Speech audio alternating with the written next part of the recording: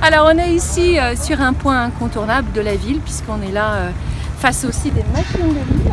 Alors on aperçoit notre gros éléphant de 45 tonnes derrière, mais il n'y a pas que ça. Et pour vous remettre aussi dans le contexte d'histoire de ce lieu, eh bien, il faut imaginer ici, avant, on produisait aussi du rêve.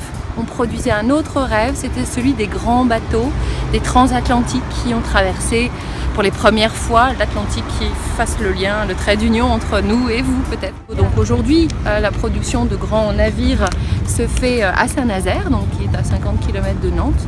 Et nous, on produit d'autres rêves, on produit les rêves pas que pour les enfants, on produit des rêves par ces machines extraordinaires.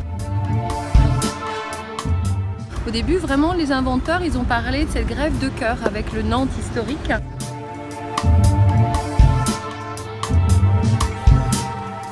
Il était abandonné depuis la fermeture en 1987 et en 2007, c'est le réveil, c'est voilà, la maîtrise d'œuvre, le travail d'aménagement de ce territoire qui fait 13 hectares pour le parc. Eh bien, il a été repensé pour être un lieu de vie, un lieu de pratique sportive, culturelle pour les enfants et un lieu où l'art trouve sa place puisque bien sûr on a différentes œuvres d'art du parc Aurestler qui sont implantées.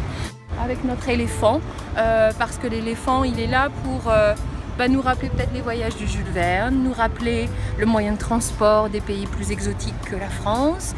Et puis c'est aussi un moyen de découverte de l'espace où on est. Quand on est ici, eh bien, à 900 mètres à l'heure, on avance pour découvrir la transformation du territoire. Et c'est ce qui était proposé, pas une statue fixe et mobile qui reste là, qu'on pourrait regarder. Non, quelque chose qui donne du mouvement et c'est ce mouvement qui fait vivre en fait l'île de Nantes aujourd'hui.